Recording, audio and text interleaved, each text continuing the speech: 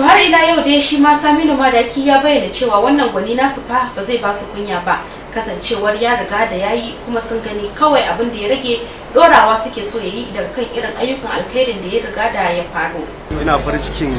zuwa wannan taro da aka yi na kaddamar da mu a matsayin social media team wanda za mu promotion da su jama a matsayin takarar gwamna a jihar Kaduna insha Allah. Alhamdulillah kamar yadda muka saba wani handle na social media abin da ya shafi Twitter, Facebook, Instagram, WhatsApp da duk wani hanya ne da zamu bi na social media abin da ya shafi na dama muna yi, sai dai a ce zamu kara akan abin da muke yi insha Allah. Kuma kamar yadda aka sani ina ɗaya daga cikin wanda suke tafa fitika na tallata da Tabashir Jamo a media, wanda tun kafin da Tabashir Jamo ma ya ayyana tsayawar shi already mun riga mun fara aiki tun da dafiya, kuma ba za mu fasa ba kamar yadda muka fara insha Allah. Sai mun ga da Tabashir Jamo ya zama gwamna jihar Kaduna kafin za mu huta insha Allah. Menene ya jawo hankalinku domin ganin cewa kun tallata wannan dan takara? To alhamdulillah a matsayina na matashi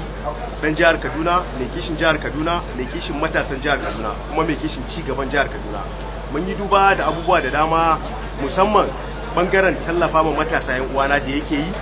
bangaren sama musu ayyuka a ma'aikatan da yake jagoranta wato Nimasa, da kuma sauran ma'aikatu ma a federal level wanda ba ma Nimasan ba yakan yi amfani da influence din shi ya shiga ya fita domin ya tabbatar ya samu ma mutane ayyuka ba lalle sai inda yake ba. Sannan abu na biyu, Dr. Bashir Jamo mutum ne mai kishin matasa, wanda matasa su ne kashin bayan al'umma, da su ake samun duk wani abu na ci gaba. So yana taimaka ma yayan talakawan mu zuwa karatu, yana ba su scholarship wanda ko a last year December 18 ya tura mutum 150 zuwa kasar India domin su yi karatu akan maritime security, wanda abin ayaba mushi ne, wanda suke kan gwamnatin ma yanzu ba su taba kwatanta hakan ba. Suna ma kokarin ne su gani cewa karatu in ma an samu hali a ga dan talaka ma ya koma yana yawo. To wani shirya kake da shi ga al'ummar jihar Kaduna akan wannan gwani naku? Ina kira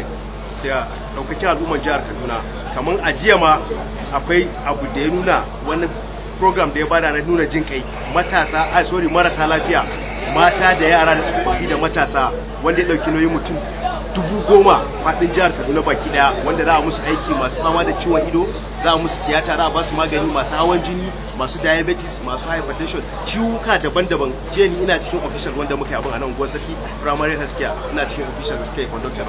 kuma successfully an yi ma mutane tiyata da dama, an ba da magunguna, an yi tests barkace ba iyaka. Wannan alhamdulillah ina jawo hankalin ɗan uwanmu yan jihar Kaduna, masu kishin jihar Kaduna, wanda duba da halin da muke ciki a yanzu kowa yana gani ya san wani irin hali yake ciki a ciki. Da yako mu talakawa, mu yayan talaka da kuma matasa da muke ciki, future mu muke so mu kwato, wanda yake damuwa da al'amuran mu shi zamu zaba, shi zamu ba mu goyen baya domin nan gaba insha Allah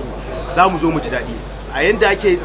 halin da muke ciki yanzu, wanda ake danne duk wasu matasa sai dai a ce dan uwana da dan abokina, muna son a kai lokacin da Dr. Bashir Jamo zai zama gwamna a jihar Kaduna, wanda insha Allah muna da tabbaci ba zai bar mu ba, zai jawo mu gaba ki daya, za ta fito mu. Shi mutum ne mai son talaka, mutum ne mai son matasa, mutum ne mai tausayi, mutum ne mai kishin al'umma. So da yako ina jan hankalin daukakin al'ummar jihar Kaduna baki daya da su bawa Dr. Bashir Jamo goyon baya domin ya samu wannan matsayi na gwamna. Ina tabbatar ma yan jihar Kaduna za su ji daɗin da ba su taɓa ji ba insha Allah.